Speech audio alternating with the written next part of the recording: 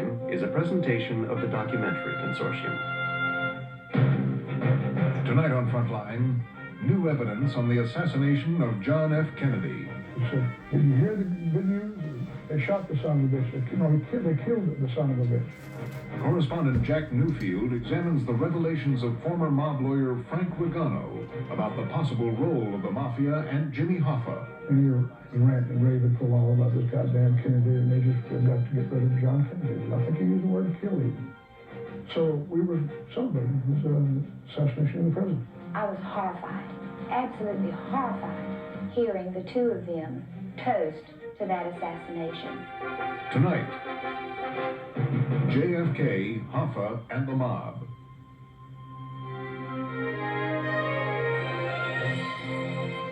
With funding provided by the financial support of viewers like you and by the Corporation for Public Broadcasting. This is Frontline.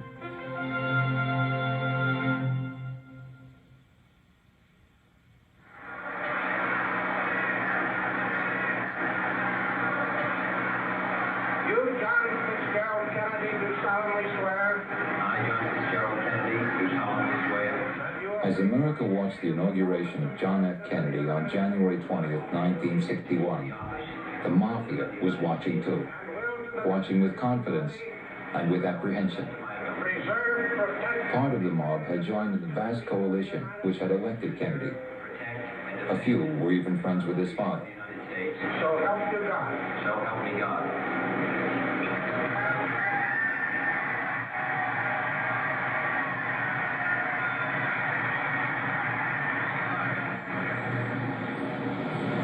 But John Kennedy had appointed his brother Robert as Attorney General, and Robert made it clear that gang-busting would be his top priority.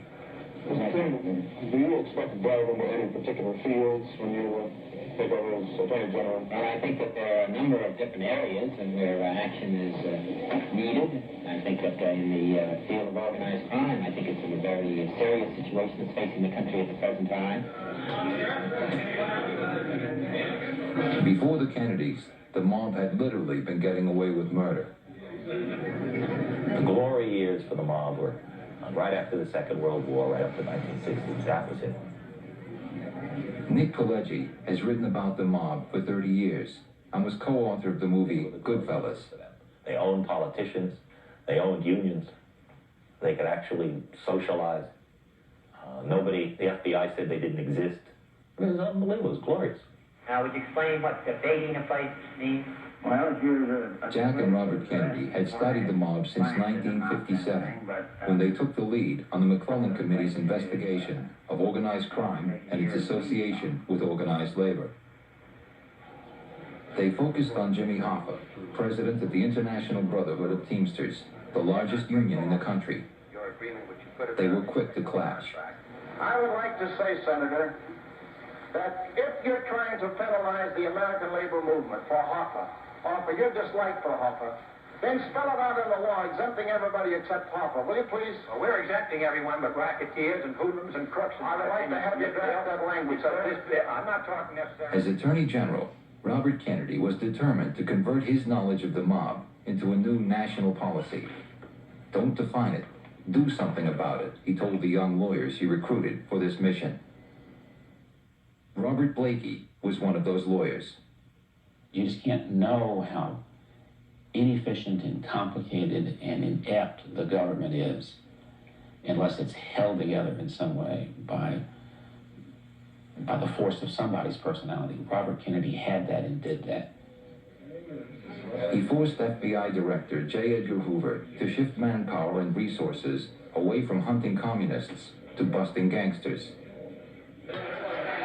He surfaced mob informant Joe Valachi in a nationally televised hearing. Then he picks your finger. The Godfather. He picks your finger. He picks your finger with a needle. Makes a little blood come out. In other words, that's to express the blood relation. Supposed to be like brothers. That's the letting of blood. That's right. All of us in that position. Under Robert Kennedy, successful prosecutions of organized crime figures increased 700%, Chief Counsel for the Senate. He assigned 20 prosecutors to focus solely on the Teamsters Union and Jimmy Hoffa's ties to the mob. He had connections to the New York mob, he had connections to the Detroit mob, to Cleveland, to Kansas City. They were different lawyers, different middlemen. In this case, with the two organized crime families in the South, major families, it was Frank Regano. He was part of the team that would defend Hoffa in these various trials. But he was the one who Hoffa spoke to on personal matters. And those personal matters dealt exclusively with the two organized crime bosses in Tampa and New Orleans. Is it fair to say you loved Jimmy Hoffa? Yes, I did. I loved him for many reasons, and warts and all, I loved him. And I was aware of all the warts. I was aware of the kickbacks. Nevertheless, I loved him because he was my kind of guy. He wore his feelings on his sleeve. You could tell where he stood at all times. And he was straightforward. And I like that sort of person, I suppose, because in many ways I'm that way. I met with Frank Regano earlier this year in Tampa, Florida. He told me that he would reveal his full story as counsel to Hoffa and the mob for the first time. My goal was to test his credibility and to check out his story. He's an unusual eyewitness to some dark secrets of American history, including the disappearance of Jimmy Hoffa, the CIA-Mafia plots to kill Fidel Castro, and the assassination of President Kennedy. I'm privy to a lot of things that happened that's part of history. My parents came to this country, migrated to this country from Sicily. This country has been very good to me. I've been very fortunate. I was able to become a very successful defense lawyer, and I owe this country something. To understand Frank Regano's secrets, you have to first understand how he came to be connected to the mob. His childhood was normal enough. He grew up in a working-class neighborhood in Tampa. But he told me a story that sounded like it had come straight out of The Godfather. When I was a child, about 9 or 10 years of age, I had an older sister, my oldest sister, and her name was Rose. And she had a husband who physically abused her, something terrible. And so on one occasion, I was playing underneath the table, and my mother said to my father words to the effect that, sooner or later, he's going to kill her. Just a matter of time. And I think it's time you go see the man. Regano's father made a call to a mysterious, all-powerful mafia figure who had the son-in-law's arms and legs broken. I suppose subconsciously I had a certain feeling about the mafia because of what perhaps saved my sister's life. Of indebtedness? I suppose so. Affection? Yes. Not affection, really, but perhaps some respect. With that kind of childhood memory of benevolent terrorism, Regano had no inhibition to becoming a lawyer with mob clients. He denies that he actually became a made member of the mafia and insists that he had many other prominent clients. But his most lucrative were Hoffa and Santo Trafficante Jr., head of the mob in Tampa. Trafficante was one of the most cunning and ruthless bosses in the history of the mob. Regano met Trafficante in 1954, and he often socialized with him here on the island of Cuba.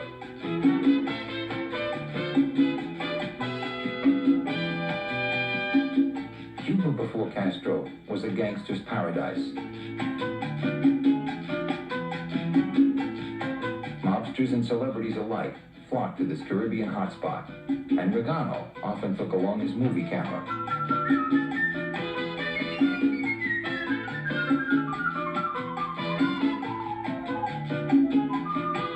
What was the life like in Cuba before the revolution, when you would go down in 57? I felt invincible. I had all that power behind me. I could accomplish anything. Nothing was impossible.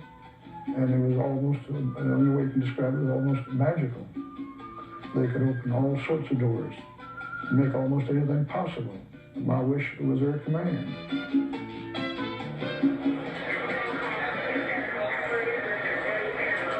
The mob controlled more than a dozen casinos, and in exchange, let the island's dictator, Fulgencio Batista, skim casino profits. The Mafia's executive committee selected Maya Lansky of Miami and Santo Trafficante of Tampa to manage their cash cow. The mob trusted Trafficante to practice honor among thieves and give each family their fair share. When he was a power in Cuba, he, to a great degree, ran Cuba. He was very intimately involved with the ruling powers in Cuba. And as a result, he didn't have the kind of paranoia of the government looking at what he was doing all the time.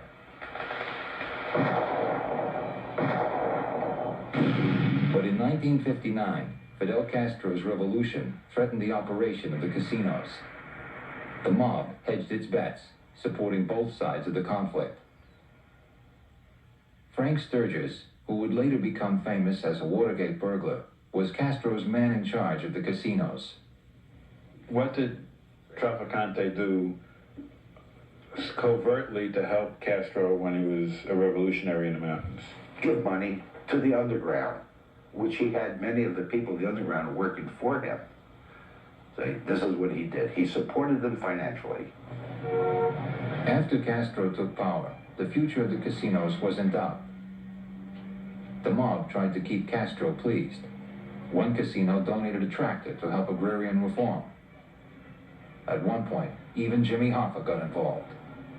After Castro's victory on New Year's Day, 1959, Hoffa began negotiating a Teamsters pension fund loan for a group of businessmen out of Ohio and Arizona for the purposes of sending a fleet of C-74 Globemaster aircraft to the new Cuban government. And this was going to be paid for in part by a Teamster pension fund loan, about $300,000-$400,000.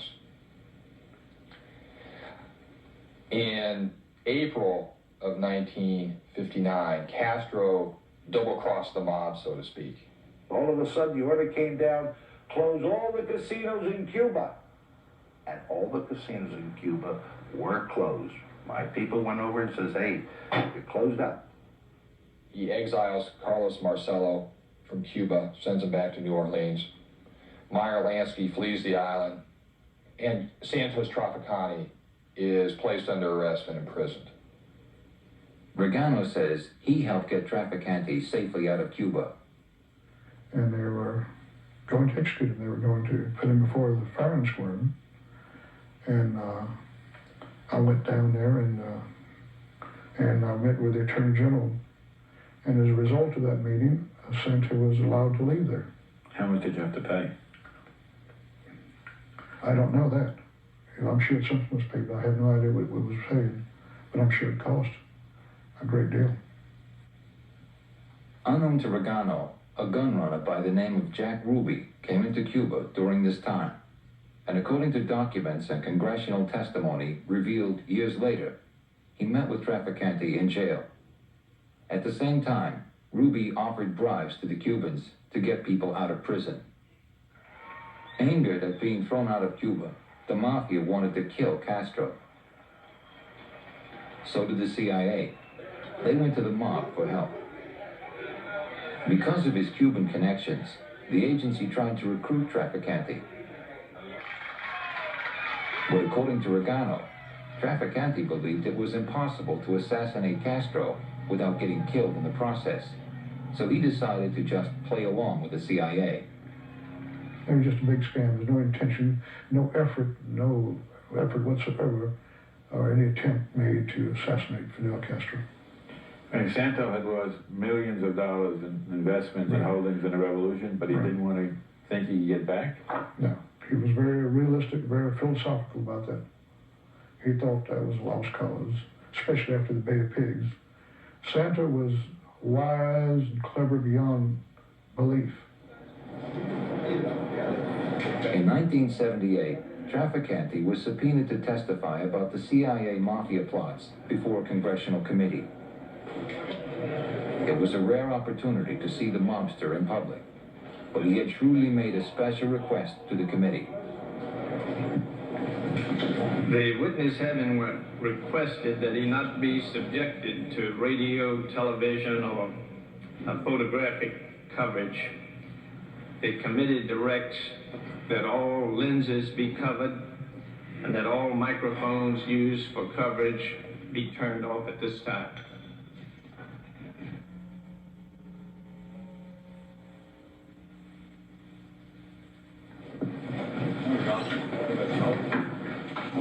After a full day's testimony, Trafficante emerged without comment to the press. Did he tell the truth about the plots to kill Castro? No, he lied to the committee. How do you know that? He told me he did. I was not representing him at that time, but he told them what they wanted to hear. Which is what? That they were really attempting to assassinate Fidel Castro. There was no such attempt made. There was a pretense, but not any attempt. You're saying Santo scammed the agency? Yes, of course, yes. And he told them what they wanted to hear. But one of the things I'll never forget what he told me about this, he said, Jerry, he says, I remember when I was a kid going to school, I would read those history books, and I would listen to those history teachers, and I believed all of that. I didn't think people would lie about history. He said, it's a lot of bullshit. He said, I just made history, and I lied. The Mafia scam of the CIA was a story Trafficante would not tell Regano until some years later. In the early 1960s, trust was just building between the mobster and his lawyer. Regano's efforts to get Trafficante out of Cuba had solidified their friendship, and Regano was surprised to learn that their fathers had known each other. He said, I guess you know my father helped your father some years ago.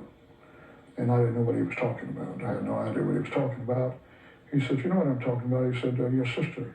Remember your sister? Her husband was beating her. Well, my father put a stop to that. And then, for the first time, I realized who my father had been to see. The good times continued to roll for Frank Regano.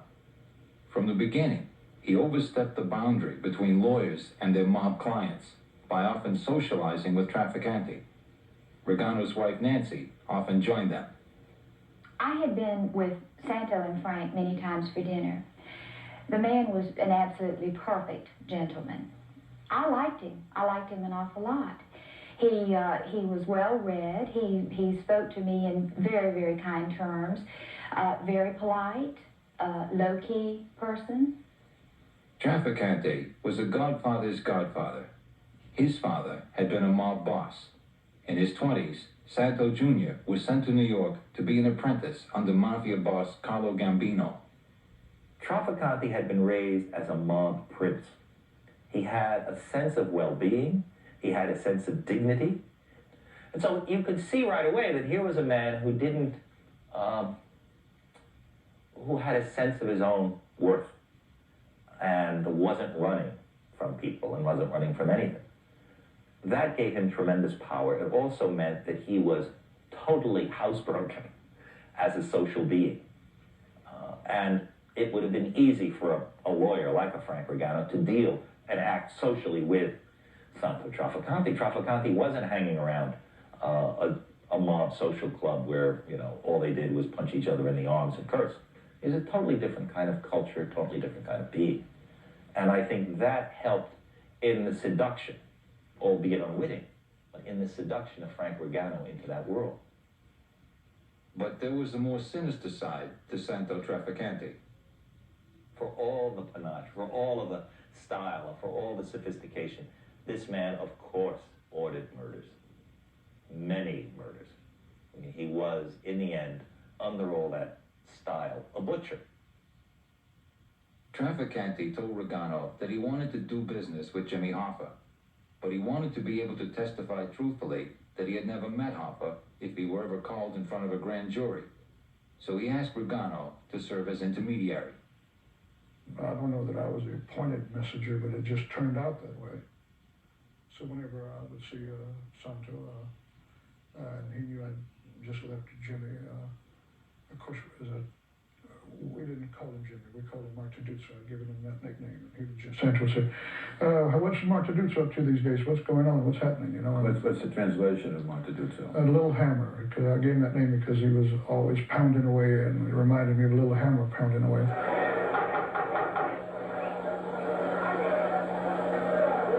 My friends, and you are my friends since I'm a kid, 16 years old. Hoffa was a working-class hero to his union, but he was a corrupt savings and loan to the mob.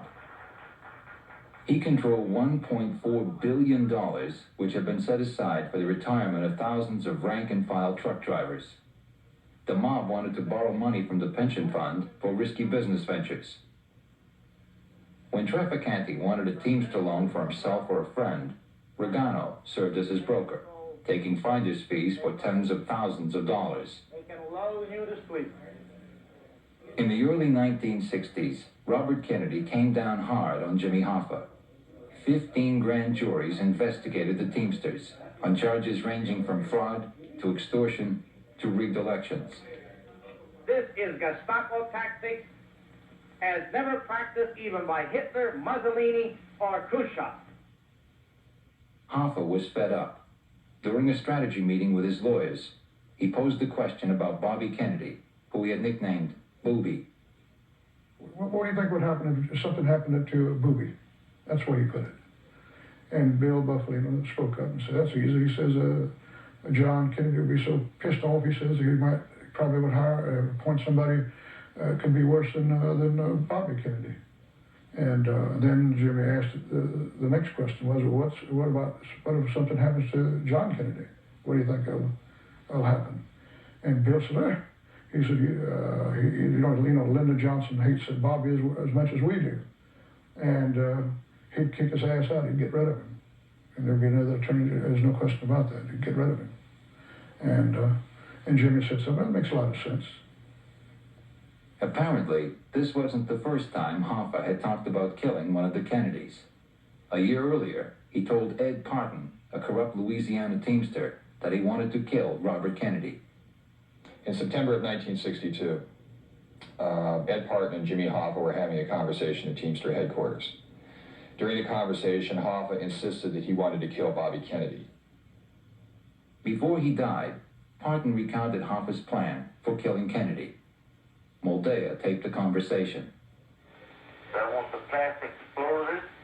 I want, when they go off, they'll burn it, goddamn. I have to burn all this stuff up. And I said, you mean the kids too?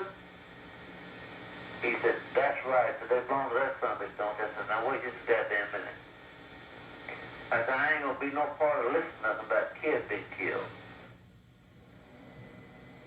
At Teamster headquarters in early 1963, Hoffa pulled Regano aside. And he was ranting and raving for a while about this goddamn Kennedy, and everybody's going to go to jail, and they just got to get rid of John Kennedy. And I think he used the word kill even, killed John Kennedy. And then he asked me when I was going to see my friend again, and he was referring to Santo, never called him by name. And I told him I was planning on flying into New Orleans that evening, which I did. Regano went to meet with Santo Trafficante and New Orleans mob boss Carlos Marcello. The two mobsters were uncommonly close. They shared a southern base, business ventures in Cuba, and alliances with the Teamsters. 2 years earlier, Marcello had been abruptly grabbed off the street and deported to Guatemala by the Justice Department. When he returned, his humiliation fueled his hatred for the Kennedys. Regano met the two men at the Royal Orleans Hotel. I said, you never guess what Mark Taduzzo wants you to do. I said, what? And I said, he wants you to kill the president. And they looked at one another, glanced at one another, and I got the distinct impression for a moment there that it was as if, well, that's what we were going to do anyhow. A similar discussion had taken place 4 months earlier at a remote farmhouse outside of New Orleans. Las Vegas promoter Ed Becker says he was trying to get Marcello's help in a business deal when the talk turned to the Kennedys. We were drinking, and so I just started to needle him about Bobby Kennedy, picking him up at outside that office. and hustling them off to Guatemala in an airplane. Well, now he's really getting incensed. You know, I guess the Scotch has loosened him up. His anger is very evident. He's not a happy man when you talk about the Kennedys. And he says, well, that's going to be taken care of, in words to that effect. And I said, Jesus, you mean Bobby Kennedy, you know? And then he said, no, you don't do that. Marcello implied that if Jack Kennedy were killed, Robert would be out of power. But what it really came down to was he was talking about you cut off the head and the tail dies. And so right away I'd say, well, whoa, this is a different story. And I get the idea now, that he's really serious about it. His drinking there, and it really frightened me, really did. Could a president continue to serve as president if he were in prison? There is nobody in prison. There's no need to make an answer to such a question. By the fall of 1963, Robert Kennedy's Justice Department had produced results. Hoffa was under 2 indictments. Marcello was facing trial, and Trafficante was under investigation. But the war on organized crime would change dramatically on November 22nd. Fullerton, Dallas. 3 shots were fired at President Kennedy motorcade today in downtown Dallas. The first reports say... Here it is, flash, Washington. Government sources here in the capital say President Kennedy is dead. I went into the office, and my staff was in a state of hysteria. The radio was blaring, and their secretaries were crying, and as I passed the receptionist, she said, Mr. Hoffa's on the phone. So I went back to my office, and Jim was on the phone. And I said, hi, Jim. And he said, did you hear the good news? They shot the son of a bitch. They killed the son of a bitch. I knew how much he hated the Kennedys, but it was like perhaps the best day of his life. I mean, it was just, and in all candor, I must say it, I was terribly happy.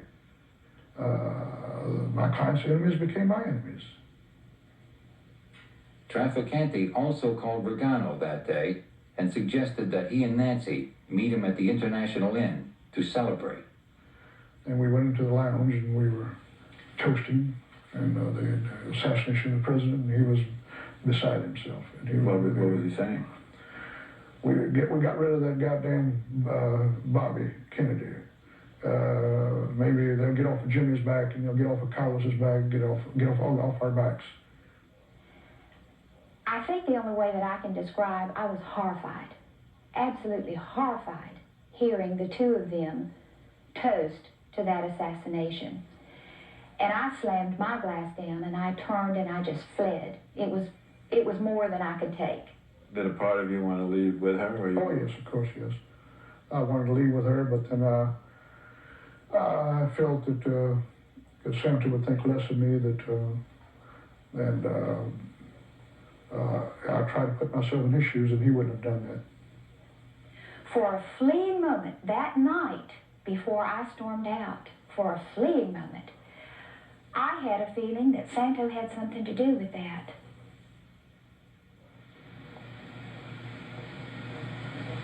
While Nancy Regano was suspicious of Trafficante early on, Frank Regano says that he had no idea then that Trafficante might have been involved in a conspiracy to kill the president.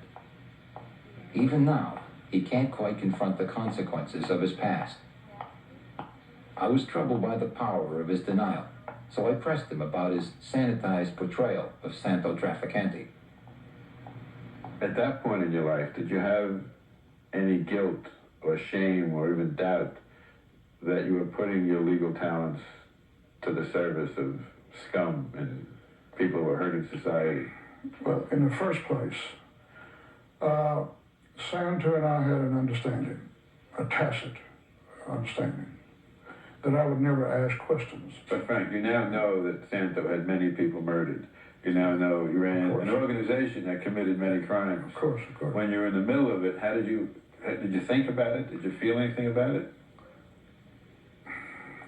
It's difficult to answer, and the only way my feelings at the time were that I was not, and perhaps I didn't want to believe it, but I was not aware of the fact that Santo, I didn't believe, as a matter of fact, that Santo was guilty of any violent crimes. I thought, if anything, he was engaged in white-collar crimes. What if you had pressed him for details? I wouldn't be sitting here, you wouldn't be interviewing me at this time. Well, how do you square that with knowing he would kill you, his beloved lawyer, with saying, well, he just was involved in white-collar crime? I didn't think in those terms back then. I do now in retrospect. But in those days, I felt perfectly safe with him. And because of this understanding we had, he would only tell me what he wanted me to know. And I felt very comfortable with that arrangement. Now, of course, in retrospect, it was obviously wrong. And I think it was due to the fact that I was extremely ambitious. And I, very frankly and candidly, enjoyed the publicity that it gave me. I became nationally known as a defense lawyer. And I have represented the so-called bad guys, but we often forget the Bill of Rights was designed not only for the good guy, but for the bad guy as well. And when you protect... And the way I evaluated it at the time was representing Jimmy Hoffa, Santo Traficante, or Carlos Marcello, was tantamount to a corporate lawyer representing General Motors.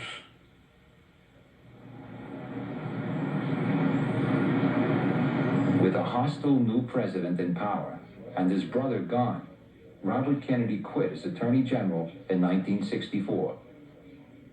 Within 4 years, investigations of organized crime would drop by 75%. The FBI continued its surveillance of Santo Traficante, but he was smarter than those who hunted him. Surveilled and tailed in Tampa, Miami, and New York, Traficante would never spend another night in jail. FBI agent Jim Kenney investigated Traficante for 15 years. Our investigation of Santo Traficante throughout the years proved to be frustrating in that he did maintain this low profile, and he was very, very circumspect about whom he would talk with, meet with, and it made it extremely difficult to develop sources of information that could get close to him and provide us with the probable cause to go further with our investigations. In the fall of 1966, while mediating a mob dispute in New York, Traficante was busted with other bosses and thrown in jail. Regano flew into town and got him out before the day was over. Several days later, Regano toasted his success along with Traficante and Carlos Marcello. This photograph flashed around the world and established Regano's reputation as an important mob lawyer. As successful as Traficante was in his battles with the law, the opposite was true for Jimmy Hoffa.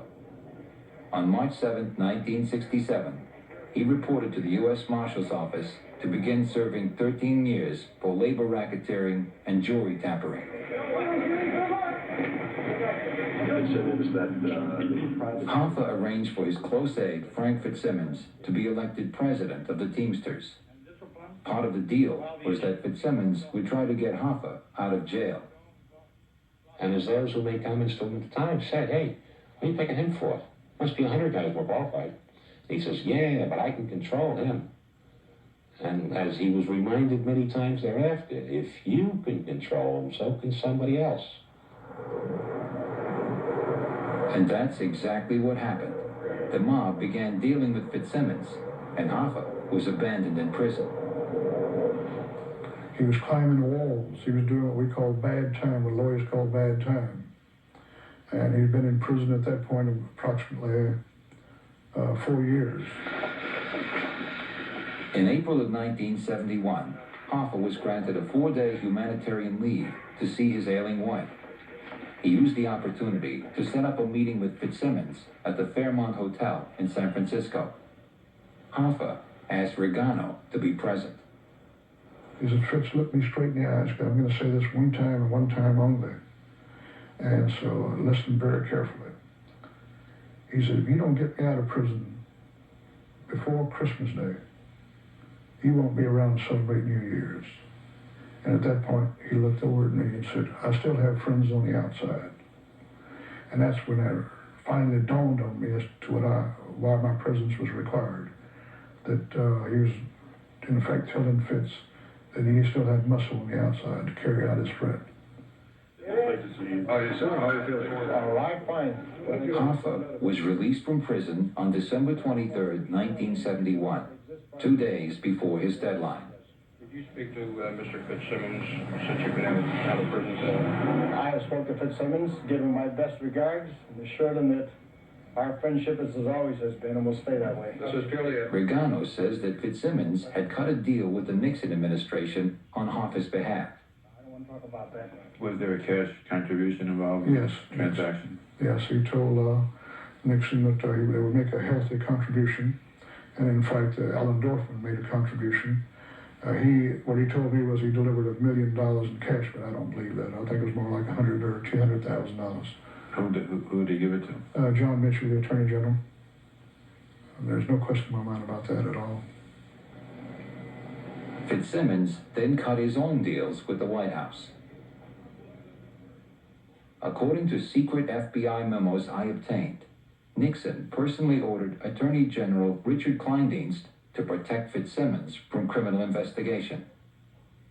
Kleindienst told me he doesn't recall the specifics, but according to the FBI documents, in March of 1973, the Justice Department turned down a request to extend the wiretap, which would pick up conversations between Fitzsimmons and the mob. Nixon put restrictions on Hoffa, preventing him from participating in any union activities for the next 10 years. He said, fucking Frank Fitzsimmons, he said, he double-crossed me, he says, he didn't get me out, and now that son of a bitch double-crossed me again. He says, you need to see Santa, we got to get rid of him. We just got to get rid of him. I want that son of a bitch, I want him to kill that son of a bitch. What do you think this court's going to do? What are you asking it to do? We're asking it to set aside the 1980 restriction for preventing me from running for union office. And are you doing Frank Regano tried to console his friend, but Hoffa was irate. He was still fighting to get control of the Teamsters when he disappeared in 1975. Frank Regano was having his own problems. In 1976, he was convicted of tax evasion, given probation, and disbarred.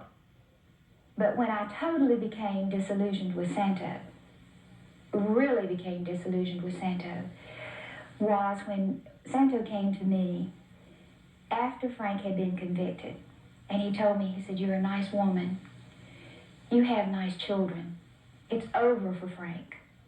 Pack up, leave, go back to your family. That was hard to take. That was hard to take. Traficante saw him now as no longer useful and turned his back on him, which is what these guys are all about. It's hard to believe it, but that's what they're about. The guy was no longer useful, why bother with him? So Traficante turned his back on him. And I think that was an act of betrayal that totally rearranged Regano's emotional life.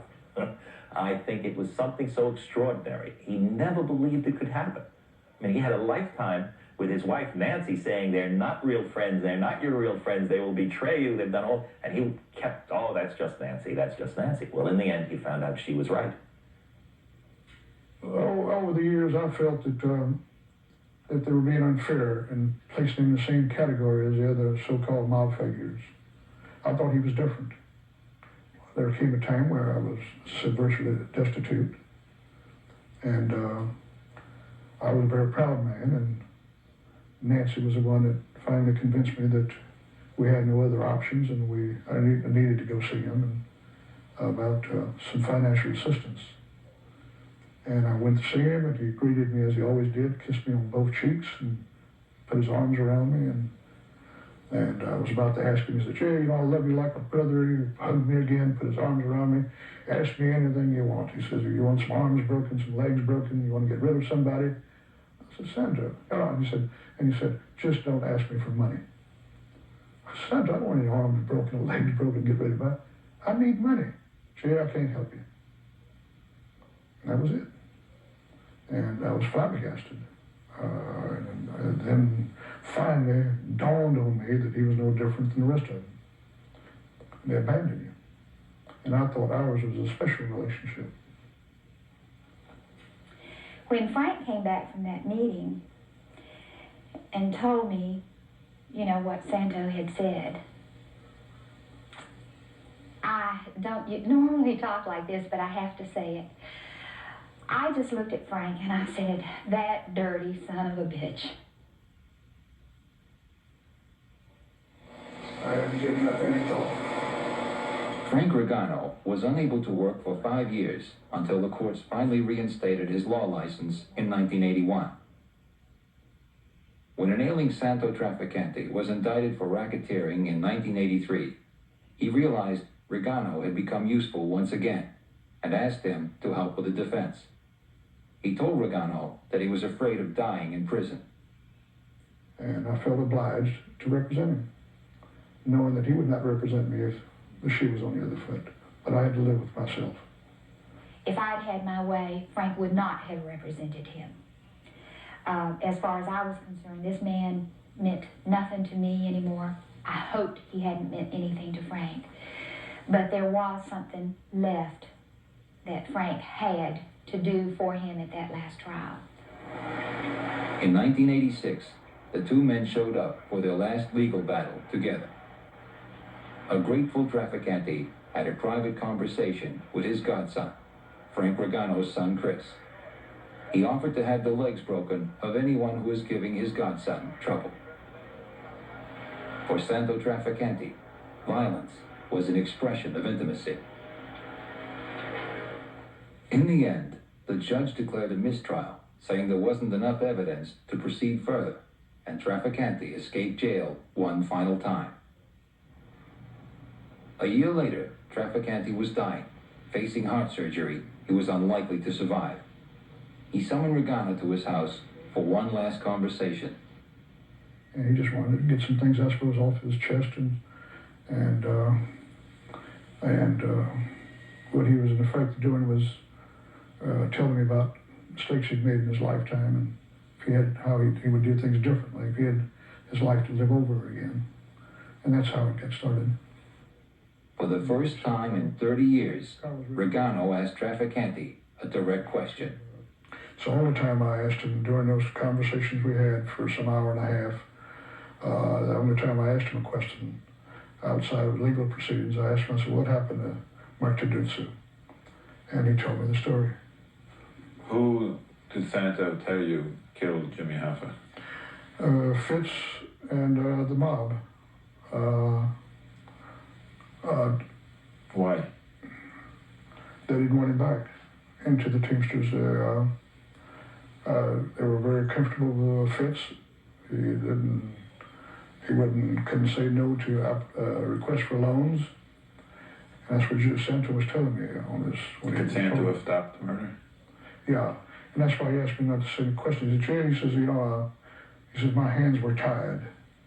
He said, but I thought maybe, you could have gotten word to Mark Tadutsu and maybe that wouldn't have happened. He says, I know how much you liked him. He says, but my hands were tied.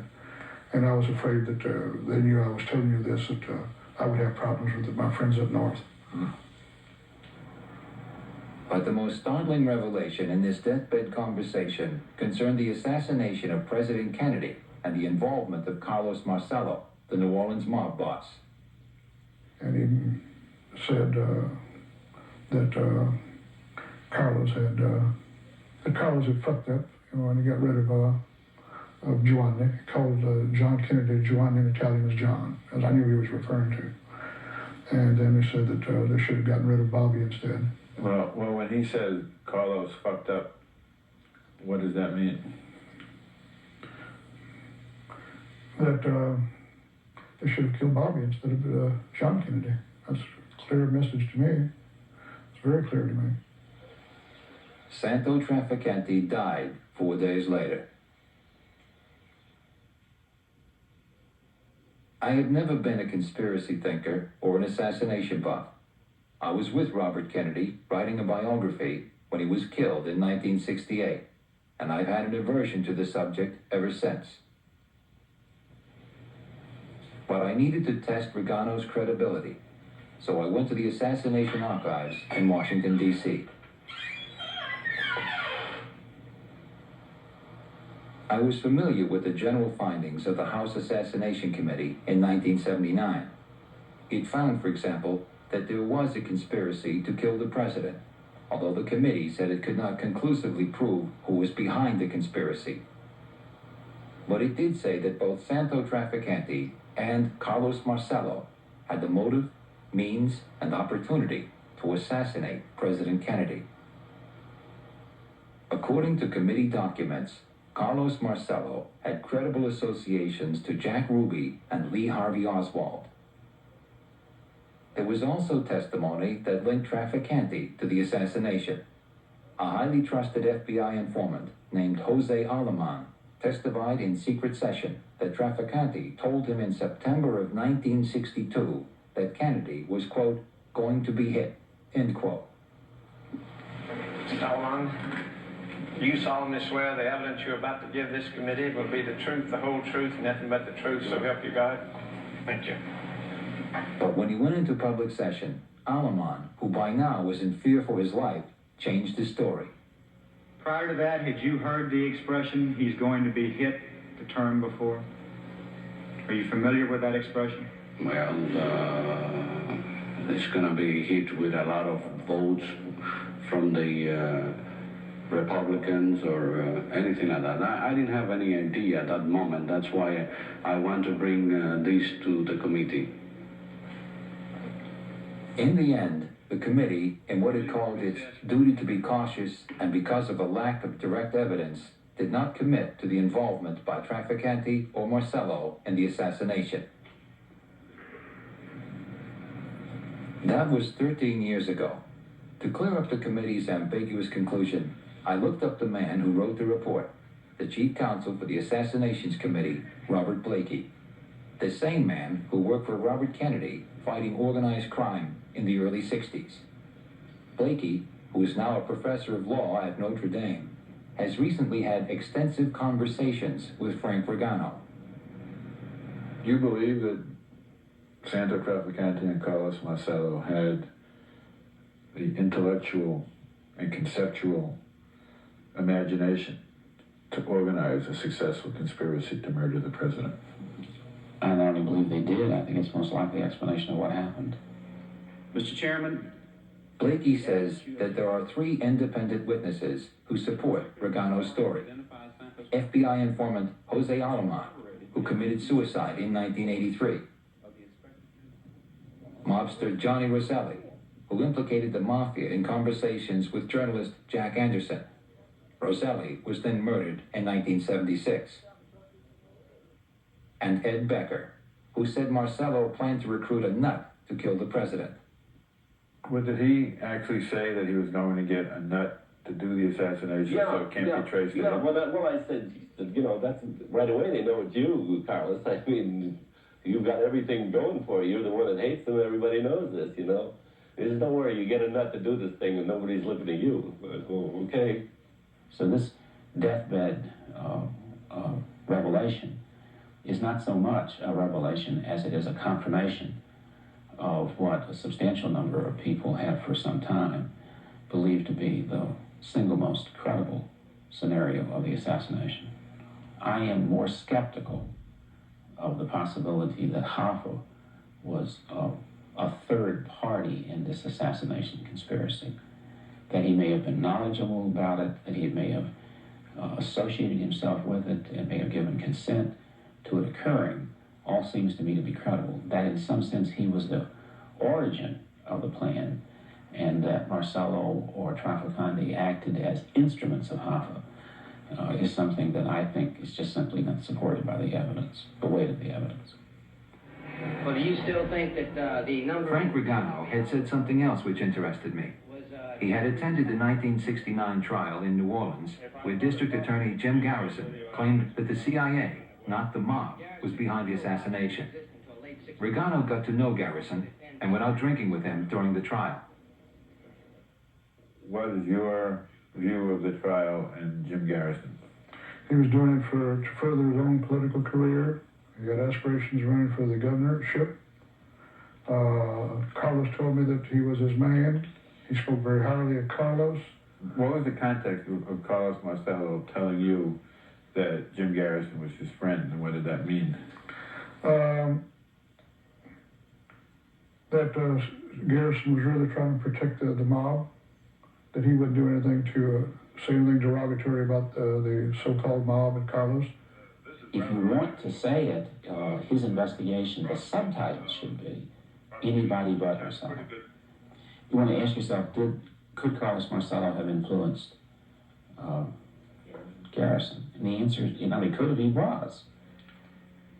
Mr. Chairman, the evidence we have just heard.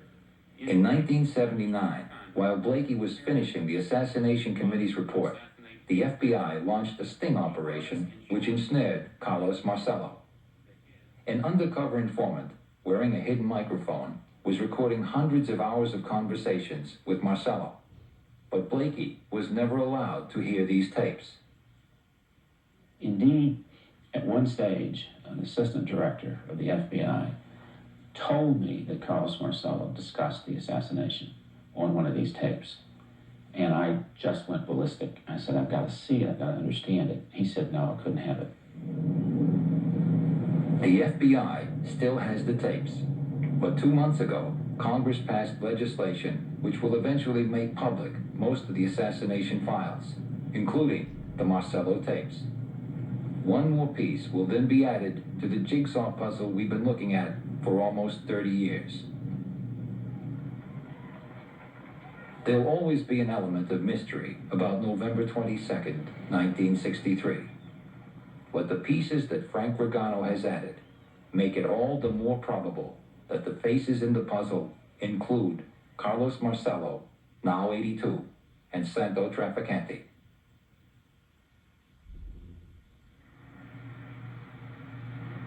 Frank Regano is retired now, working on a book about his life. Mob experts I talked to believe his story, and over the past 9 months, I couldn't catch him in a single lie. But he has his critics. I feel that Frank Regano perhaps makes a number of self-serving statements, and I would like to have some independent, reliable sources to verify anything that Mr. Regano told me. But it's not self-serving to acknowledge you might have been an accessory to the murder of the president. How is that self-serving? Well, if you want to sell a book or a screenplay, I suppose it could be self-serving.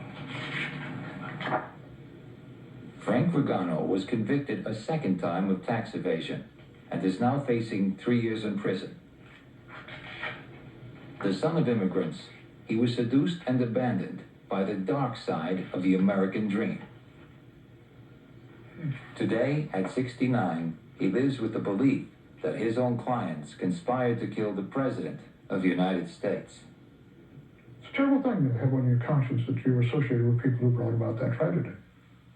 But there's not anything you can do about it. You just except have some restless and sleepless nights from time to time.